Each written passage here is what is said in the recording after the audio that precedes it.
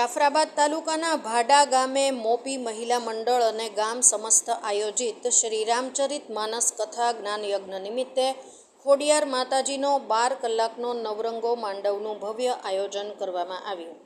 ભાડા ગામે ખોડિયાર માતાજીના નવરંગ માંડવામાં રાવળદેવ, જનકભાઈ રાવળ, સંગીત સ્ટાફ અને પંચના ભુવા ગીગાભાઈ પરમાર, રામભાઈ બારૈયા, પાલાભાઈ સોલંકી, નાનજીભાઈ મકવાણા, પ્રવીણભાઈ પરમાર સહિત માંડવામાં રમઝટ બોલાવી હતી.